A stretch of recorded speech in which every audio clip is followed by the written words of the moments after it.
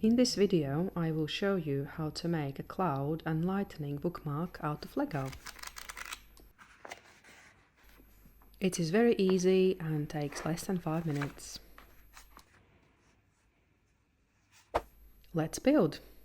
You will need 5 round plates, 5 round bricks and 2 lightning bolts to create this bookmark.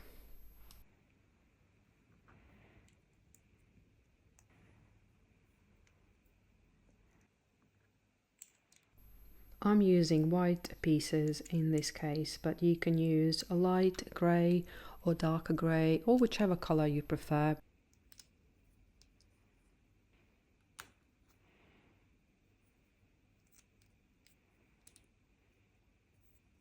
Now my favourite part, adding the lightning bolts.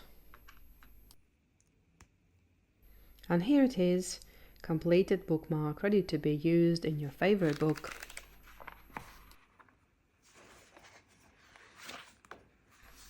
It fits snugly in the book and won't fall out. It looks lovely on the bookshelf too, adding a creative touch to your reading space.